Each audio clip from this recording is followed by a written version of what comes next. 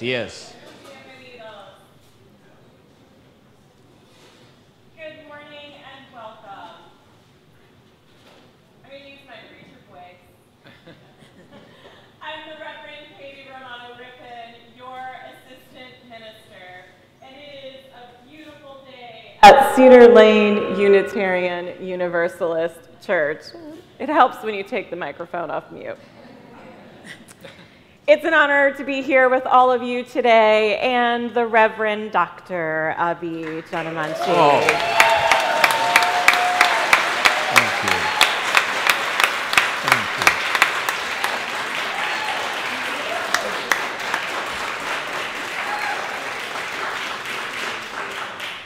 We are a liberal religious community where love works. Our mission is to explore the eternal, nurture community, and build a more just world. Together, we dare to practice and embody the beloved community where all are welcome. Please know that whoever you are, wherever you are from, whomever you love, wherever you are on this life's journey, and whatever your gender identity, beliefs, or immigration status, you are welcome here. Our lay pastoral visitors work closely with our ministers to support the pastoral ministry of our congregation. Please know that if you have a pastoral need or concern, Anne will be available by the Joys and Sorrows candles table after the service. That was sneaky. Good morning. I would like to draw your attention to the insert in your order of celebration, which is a wonderful example of what a vital and engaged religious community we are. Please take a moment to review the many things that are happening both on campus and around the region this week that you are invited and encouraged to participate. A special welcome to those joining our service online this morning, be it live or later in the day or during the week. We are really glad to have you with us. And if you're new to Cedar Lane, we have a small gift for you. Please raise your hand or rise if you feel comfortable doing so that we may recognize and welcome you. We have a few guests this morning. Welcome. Welcome. Let's offer them a warm Cedar Lane welcome.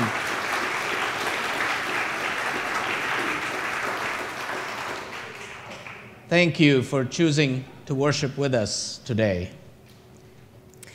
All are invited to stay after the service to enjoy coffee and conversation.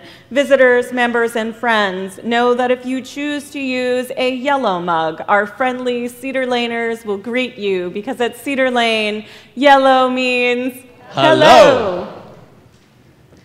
After the service, you're also invited to join us by the memory wall, which is outside and up on that little hill, as we gather to remember and dedicate the names of departed loved ones as part of our memory wall dedication this morning. Please bring a flower to service next Sunday to help share in the long-standing Unitarian Universalist tradition of flower communion. The annual ritual celebrates the blessings of beauty, human uniqueness, diversity, and community. During the service, we'll also celebrate the culmination of our annual stewardship campaign.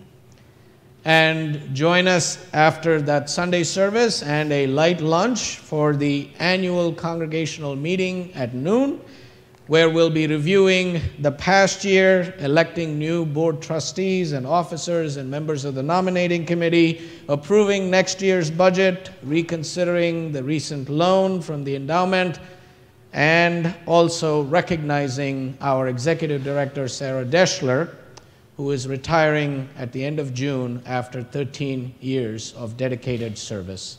We hope to see members and friends there next Sunday. And now, let us turn and greet our neighbors, especially our guests this morning.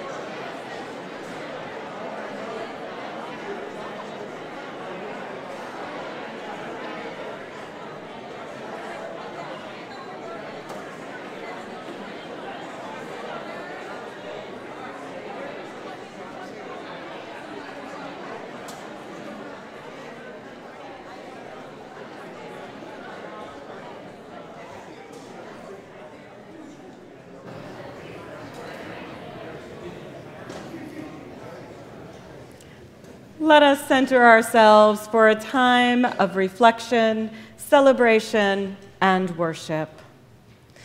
We gather with hearts open to each other, with minds open to the unfamiliar, with spirits open to the flow of life and love. We gather as friends and as strangers, as newcomers and familiar faces, as people of different ages and unique stories, each of us alone, all of us together, many, yet one. We gather as a beloved community, discerning, empowering, and compassionate, interconnected with all beings. We gather to sing and to be silent, to remember and to celebrate.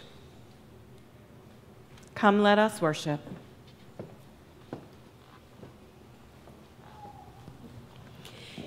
As Michael Benefield kindles the chalice flame, symbol of our shared faith, please rise in body and or in spirit to speak the chalice lighting words printed in your order of celebration.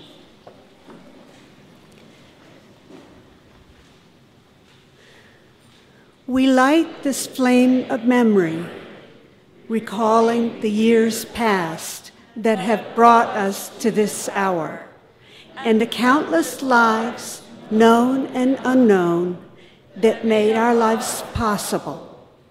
We light this flame of faith that our minds might be enlightened, our love deepened, and our path together illumined by understanding and peace. Please remain as you are to sing hymn number 159, This Is My Song, in your gray hymnal.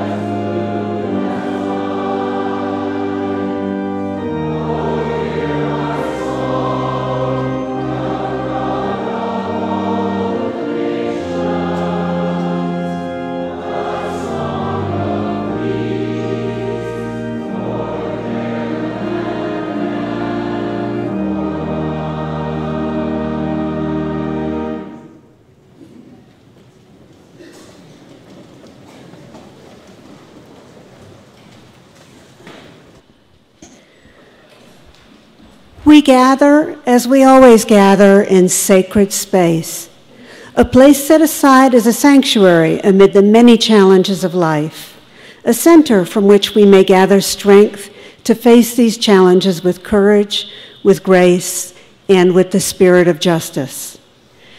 In this time of reflection, we lift up those in our community who are living through significant passages, the small and extraordinary milestones of life. Our hearts are with those for whom parenting is a primary spiritual practice. We hold in our circle of caring those who live with loss, grief, or chronic pain, with illnesses seen and unseen, with mental illness or addictions, those who have suffered abuse, and those who care for family members in ill health. We hold in our hearts and prayers Arlene Green and her partner Andy Strike. Arlene was admitted to Suburban last weekend. We also hold in our hearts Emily Boa, one of our teens, who ran away from home on Wednesday. The family asks for prayers for Emily's safe return home. May we also pray for the Boa family as they go through this time. We continue to hold in our hearts all those whose lives are lost and whose loved ones' lives are lost to violence and calamities in our world. For these friends of ours, our companions in the world, and for all the joys and sorrows that remain unspoken in our hearts, let us turn to the peace and solace of prayer and silence.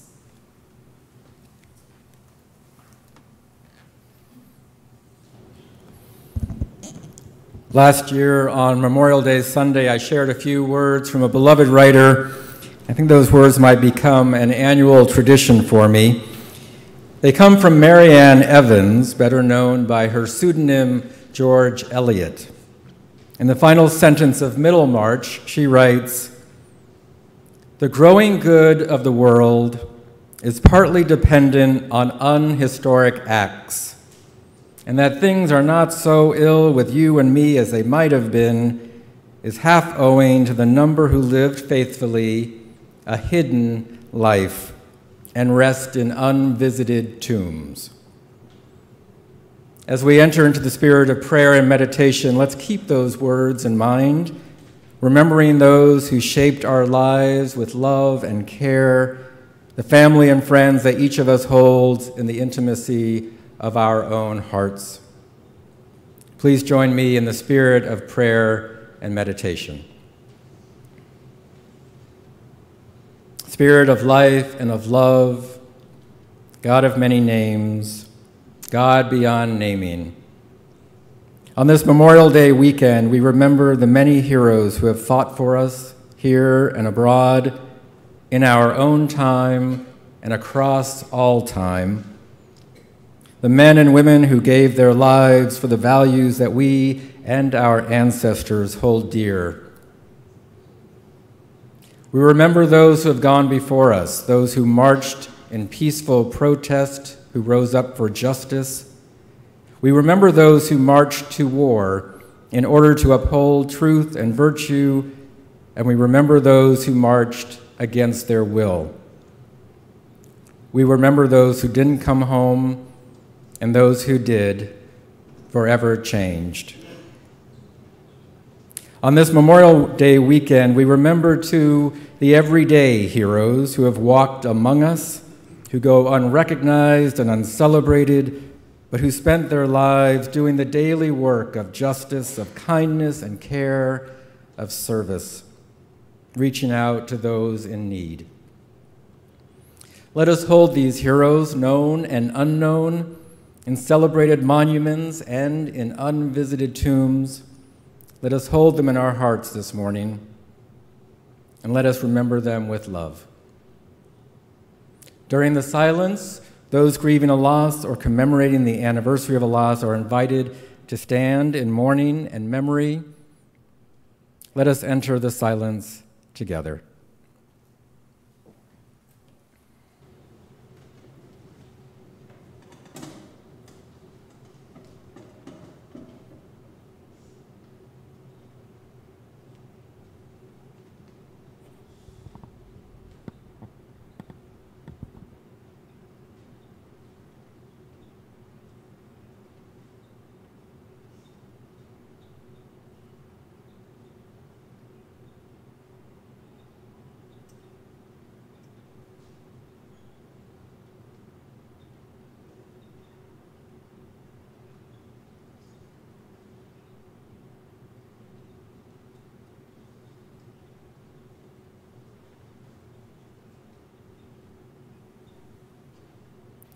Amen.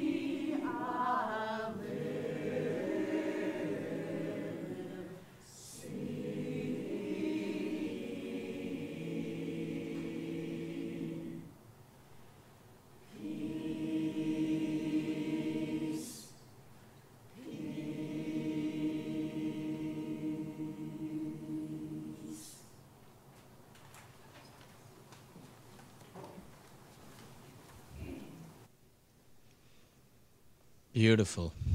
Thank you, members of the choir and Henry.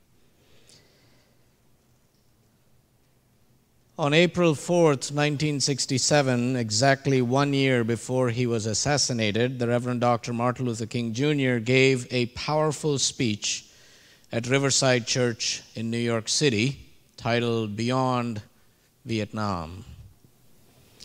Dr. King began his speech by criticizing U.S. policy in Vietnam, but then his critique of the nation and its public policies went much deeper. He said, "The war in Vietnam is but a symptom of a far deeper malady within the American spirit."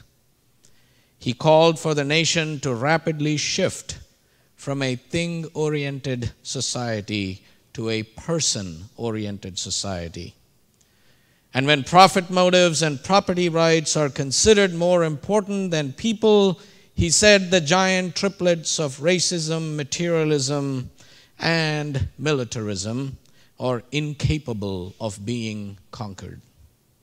Dr. King called for a radical revolution of values and a restructuring of society.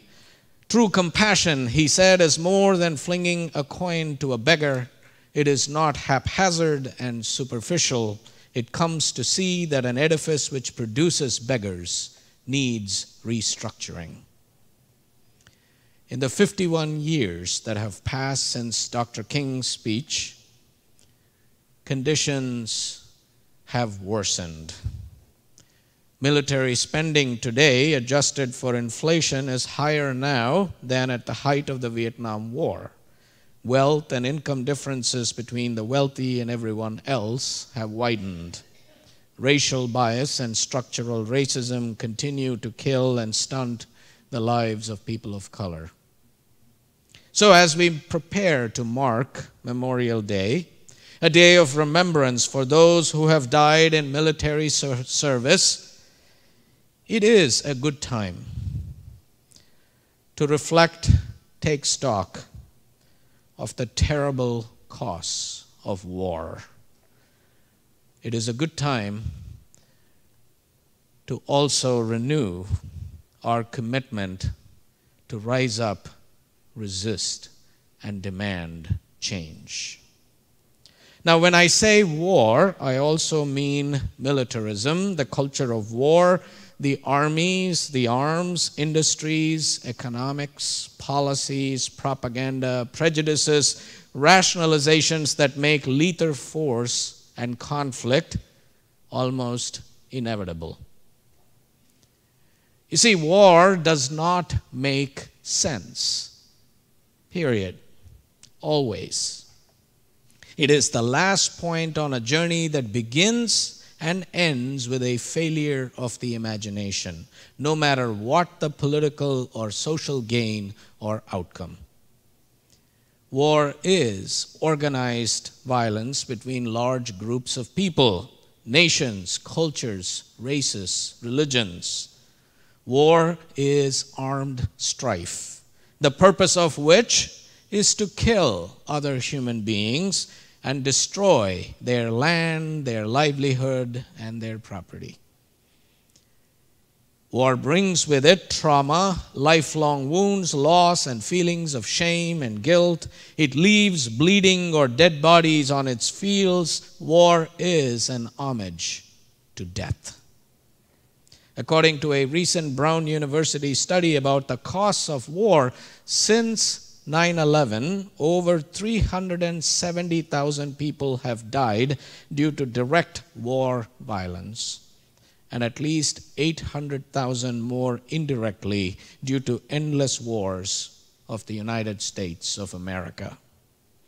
And these wars have displaced 10.1 million people, have been accompanied by violations of human rights and civil rights, abroad and at home, and have destroyed lives, land, and the environment. War subverts democracy and promotes tyranny that it is supposed to fight, and fuels fanaticism that it seeks to destroy. It sickens and impoverishes whole populations, and it ravages nature and devastates the environment. Now, I am not a pacifist by any stretch. I actually believe that war is an almost inevitable part of the human condition, and at extremely rare times is a necessary evil. Nevertheless, I do not celebrate nor glorify war, because I believe wars are based on national myths, most of which tend to be racist. They are racist in that they assert the inherent goodness of us and the evil of them. And this binary thinking allows us to kill the enemy without conscience while celebrating our success in slaying without mercy those who dare oppose us. As former war correspondent and journalist Chris Hedges writes in his powerful book, "War is a force that gives us meaning," and I quote, "Thus killing is done in our name, killing that concerns us little, while those who kill our own are seen as having crawled out of the deepest recesses of the earth, lacking our own humanity and goodness." The myths of war are also part of a larger ideological narrative and repertoire. All groups, especially nations, have them, often centered around their own creation stories. We too, in this country, struggle with such myths, only grudgingly admitting, for example, that the country's founders were slave owners and that its territorial expanse entailed genocide against the native population. We have been conditioned meticulously to tell only a part of the story about war. And when we tell only part of the story about war, we tend to see dead civilians and destroyed societies as collateral damage, instead of seeing actual dead human beings, members of the human family, of which we are all a part, and destroyed nations and cultures. We tend to see the death of an enemy soldier as mission accomplished, rather than seeing it as killing someone else's child, sibling, or parent. When we tell only a part of the story of war, we deny the capacity of evil that lurks not far below the surface within all of us. And we deny our inability to imagine peace as something other than the mere absence of war. And we deny our capacity for willful apathy towards the plight and suffering of others who are ravaged by war, here and abroad. War is a reality that pervades our existence. And war is the dominant economic reality of our times. If the priorities of a nation are evident in its budget, our country has been off course for a long, long time. And if a budget is a moral document, I leave it to you to figure out our own morality. 51 years ago, Dr. King warned that a nation that continues year after year to spend more money on military defense than on programs of social uplift is approaching spiritual death.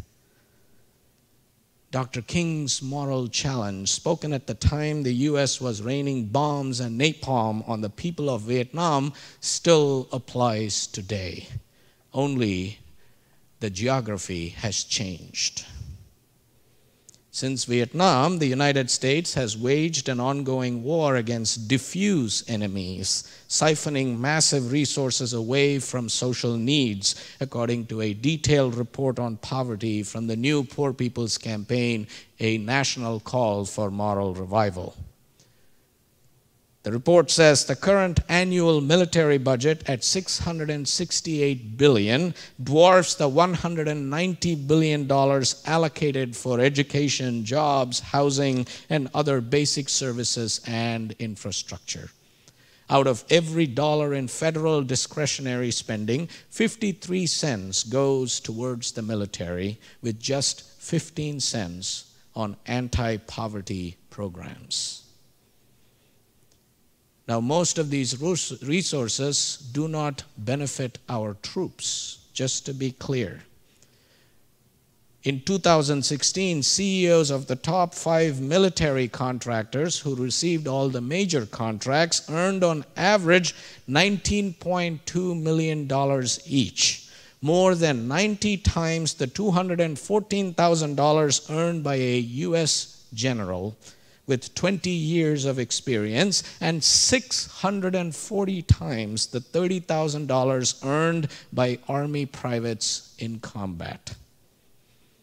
Let that sink in. This expanded military budget ends up claiming more lives abroad while making us less safe and inflicting harm right here at home. More than 68% of the civilian casualties in 2017 from aerial attacks were women and children. Nearly half of female military personnel sent to Iraq or Afghanistan reported being sexually harassed, and nearly 25% said they were sexually assaulted. As of September 2017, an average of 20 veterans died by suicide every single day. On the environmental side, the Department of Defense was responsible for 72% of the U.S. government's total greenhouse gas emissions in 2016. Further, city police departments are getting military weapons and equipment, from grenade launchers to armored tanks to assault weapons left over from Pentagon's wars, escalating the criminalization of and violence against poor communities. Today, young black males and Native Americans are more likely to be killed by police than other racial groups, including white supremacist groups. This militarization has also contributed to the mass proliferation of guns in our country, that from 1968 to 2016, there were about 1.6 million gun deaths in the United States. U.S. homicide rates were 7 times higher than in other high-income developed countries, driven by a gun homicide rate that was 25.2 times higher. And in the 21 weeks in 2018, there have already been 23 school shootings where someone was hurt or killed, more than the weeks that we have passed this year.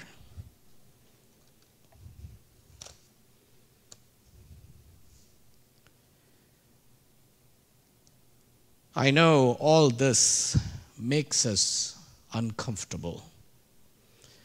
I know all this affects our spirit.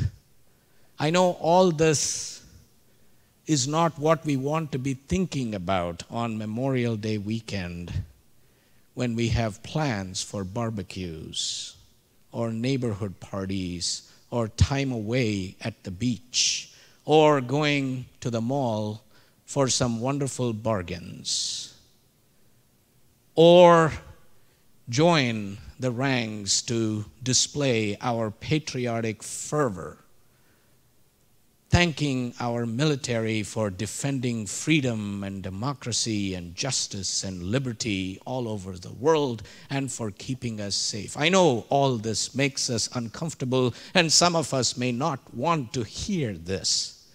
But if we are serious about marking and observing Memorial Day, which actually started out as Decoration Day, as a way of not just remembering the war dead, but actually making the nation, forcing people to pay attention to the true and whole cost of war, we would learn to sit with our discomfort. Whether 50 years ago, when the first Poor People's Campaign called out excessive military spending, or today, the massive U.S. defense budget seems to have little to do about defense, about defending liberty or promoting justice. Rather, it seems to focus more on consolidating U.S. corporations' control over oil, gas, water, and other natural resources to maintain global military dominance through military bases spread all over the world, and to continue to provide justification for a multi-billion, no, a trillion-dollar military industrial complex driven by profit and greed. The least we could do is sit with our discomfort and pay attention. Come awake and stay woke. You see, if only our government were to reallocate a fraction of this military budget, we would be able to provide free, top-quality, culturally competent, and equitable education from preschool through college for all children, and ensure affordable, comprehensive health care for all people. We could provide wraparound services for survivors of sexual assault and intimate partner violence. We could replace mass incarceration with mass employment, assure clean energy and water for all residents, and link our cities by affordable public transit. And we could double non-military U.S. foreign aid and wipe out hunger worldwide. The list of possibilities is long. The Reverend Dr. William Barber, co-leader with the Reverend Liz Theo Harris of the Poor People's Campaign, a national call for moral revival, spoke recently about the necessity of moral resistance in the face of militarism.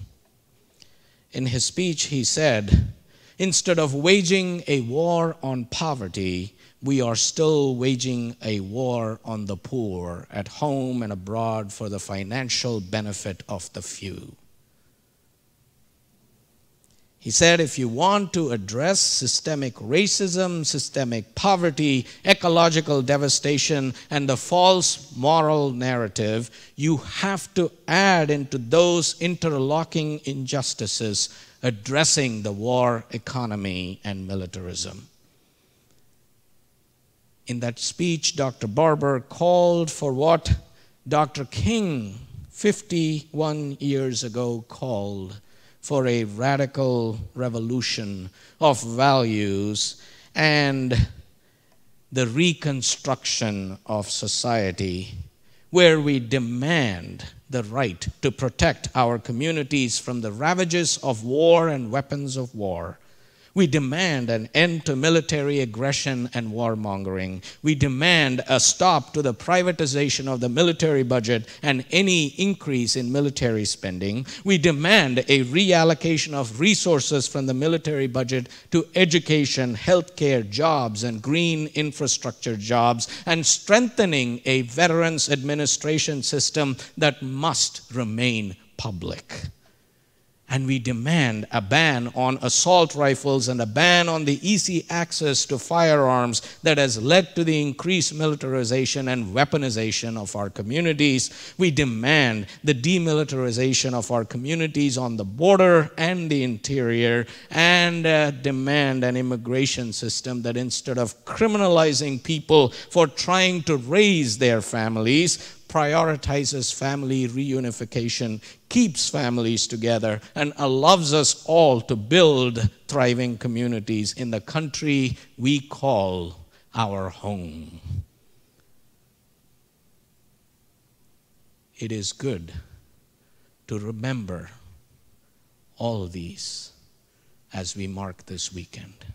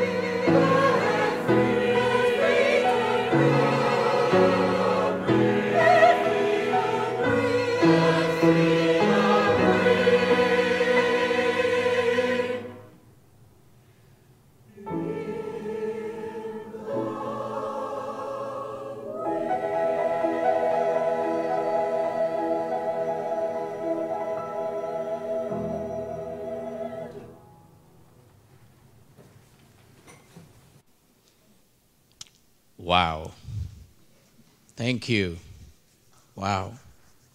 It's okay. Sometimes it's good to show our appreciation.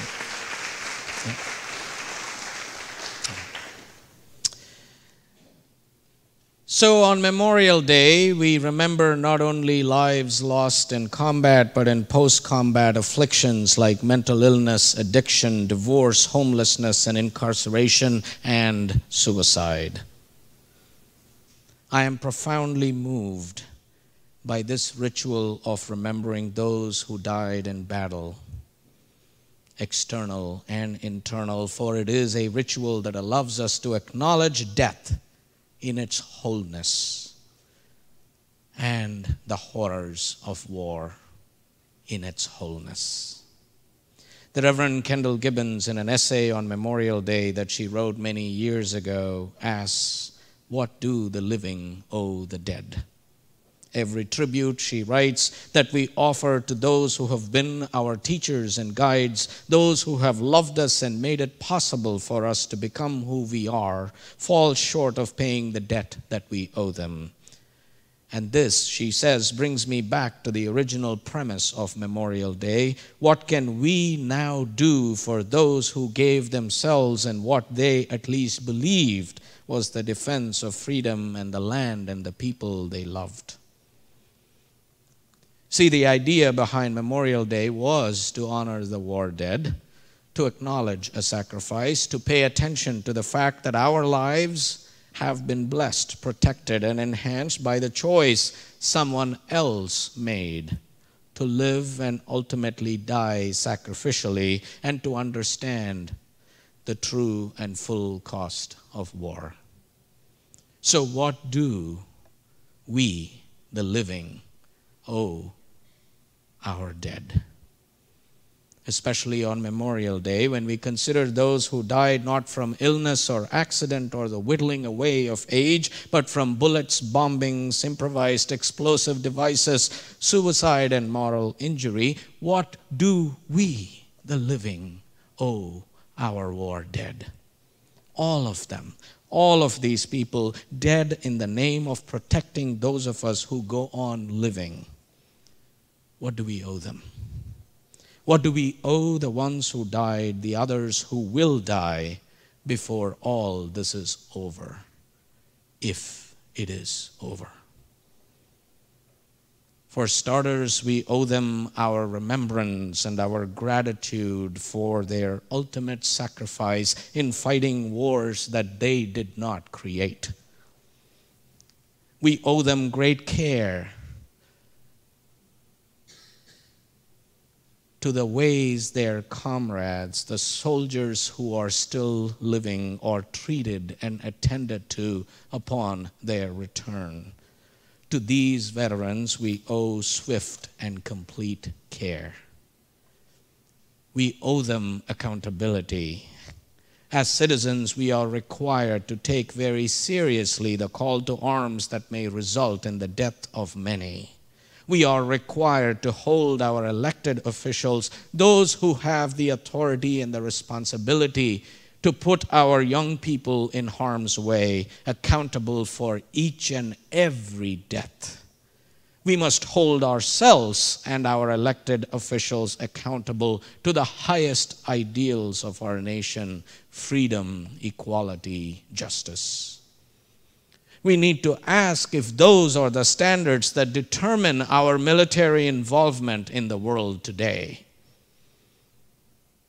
The use of military force and the use of military personnel in armed conflict are very serious decisions, but I am afraid that the allure of power, greed, and control tend to be stronger than our commitment to our moral values and ideals. I fear that the need to put personal wealth and power and greed tends to trump the well-being of our service members and the common good.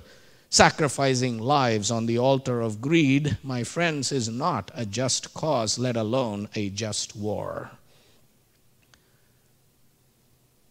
Protecting people from battle wounds and moral injuries means not sending them into war until and unless it is absolutely necessary. We owe those who serve our support that goes beyond offering our thoughts and our prayers and words of support or showing up at Memorial Day parades.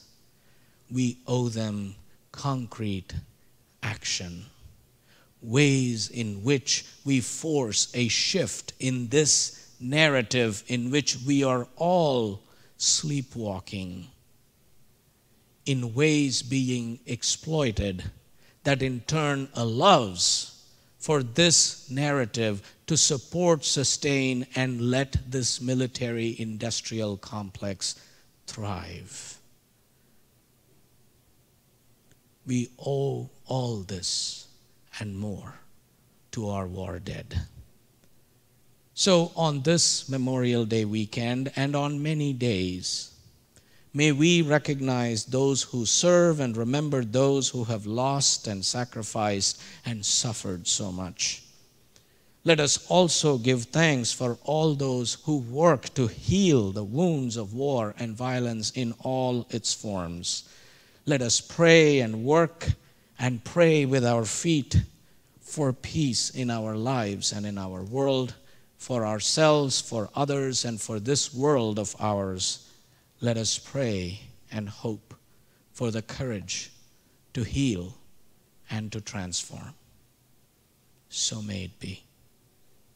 Blessed be.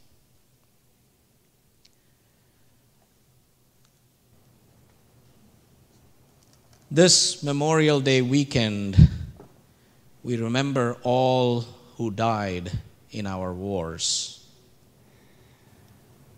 We remember 625,000 who died in the Civil War, 116,516 in World War I, 406,000 in World War II, 54,246 in the Korean War, 58,220 in the Vietnam War, 1,562 in the first Iraq War, 2,345 in Afghanistan, 4,486 in the second Iraq War. we remember the thousands of soldiers who committed suicide after leaving the armed forces. We remember the 28 U.S. service people killed since May 2017. Our roll call reminds us that these are not nameless people who serve.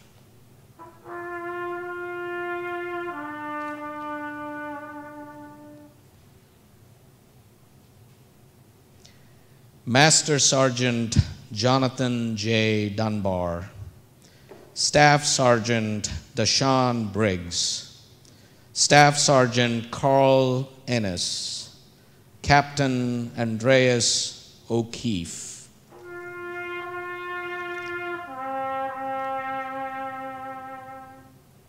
Master Sergeant William Pausch, Master Sergeant Christopher Raguso, Captain Mark Weber, Captain Christopher Zanettis.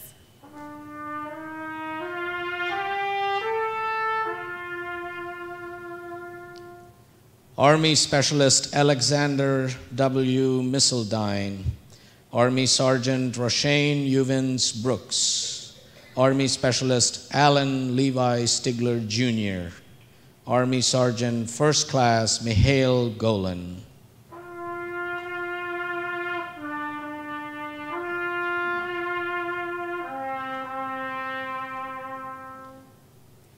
Army Sergeant First Class Houghton O. Brown, Army Sergeant First Class Stephen B. Cribben, Chief Warrant Officer Jacob M. Sims, Army Staff Sergeant Aaron R. Butler.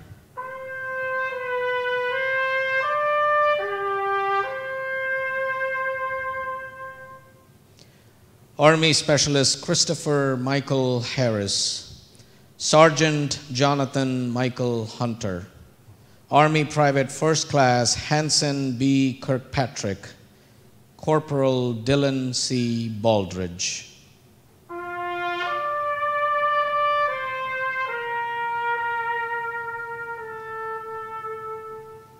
Sergeant William M. Bays, Sergeant Eric M. Hauk, Staff Sergeant Brian Black, Sergeant LaDavid Johnson.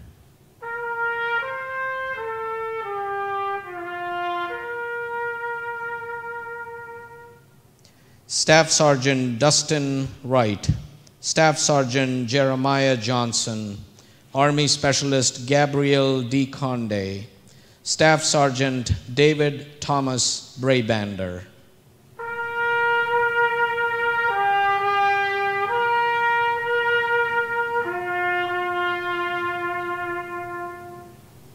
We invite you to speak the names of your beloved ones, fallen comrades, grandparents, mothers, fathers, siblings, spouses, and partners, mentors and friends and children.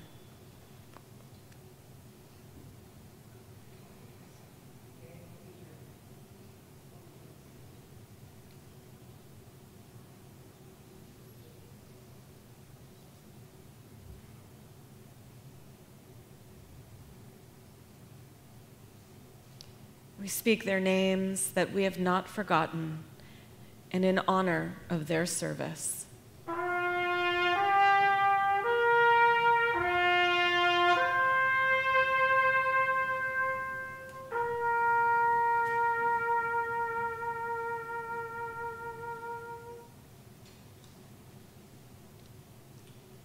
We invite you now to join us in a spirit of prayer. And after each expression, we invite you to say, we lift up our hearts and we remember. Let us say, we lift up our hearts and we remember. Would you pray with me? O nameless one of many names, Spirit of love, life, and also our companion in death, for all who die in war, we lift up our hearts and we remember. For all who live in suffering in the aftermath of violence, we lift up our hearts and we remember. For all who give their lives in smoke and flame, we lift up our hearts and we remember. For all who go on in honor of the dead, we lift up our hearts and we remember. For all who have served, we lift up our hearts and we remember. For our country and our world, we lift up our hearts and we remember. For a planet that will find peace, we lift up our hearts and we remember. For the young and the innocent, we lift up our hearts and we remember. For the weary and war-torn, we lift up our hearts and we remember. For those who would pray, we lift up our hearts and we remember. For those too angry to cry, we lift up our hearts and we remember. For all of us, for the many names of God, we lift up our hearts and we remember. We lift up our hearts and we remember. Let us center ourselves for a few more moments in silence. And in the silence, if you wish to, please rise in body and or in spirit to remember those loved ones who died serving our country.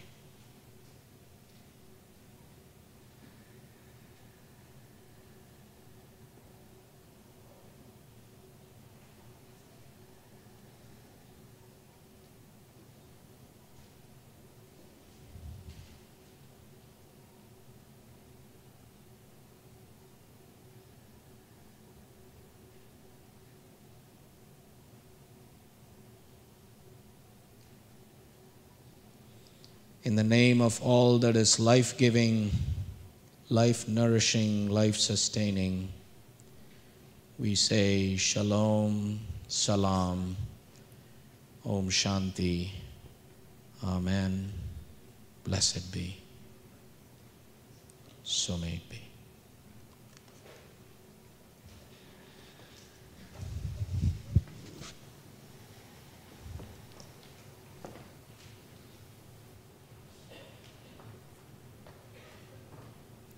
As we move into this time of giving, it seems fitting to lift up the words of the Reverend Dr. Bill Schultz, former Executive Director of Amnesty International, Unitarian Universalist minister, and former President of the Unitarian Universalist Association, who said, "The greatest act of defiance that we can engage in is to give generously to our religious organizations, because it guarantees for us the freedom of the pulpit.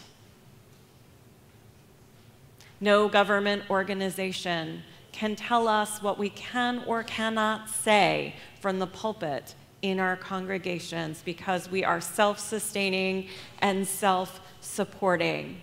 So as we continue through this day, I invite you to give for freedom. Give defiantly. Today's offering will now be gratefully and defiantly received.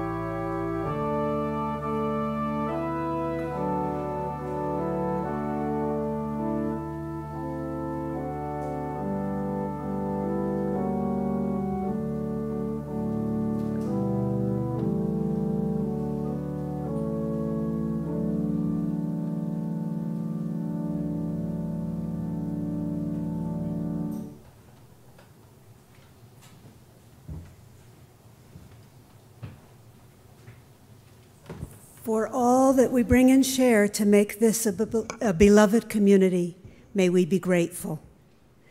Please rise in body and/or in spirit to sing hymn number 168, One More Step, in your gray hymnal.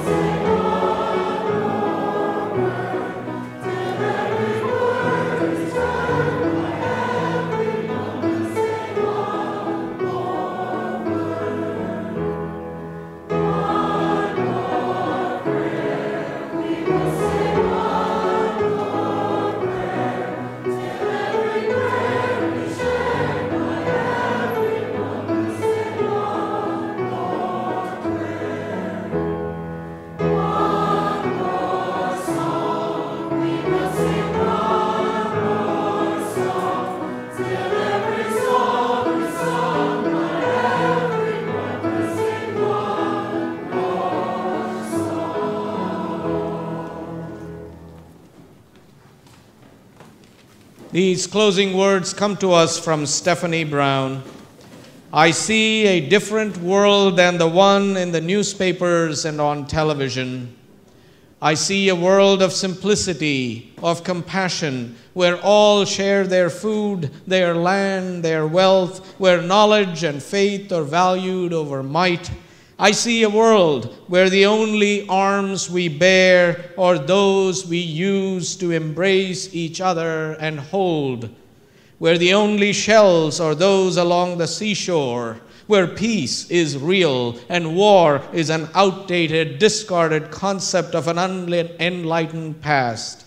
I see a world where all are valued, all are appreciated, all are loved, and I see my hands, your hands, our hands, hands to join with one another, hands to create a world where hearts hope, where minds dream, where eyes see.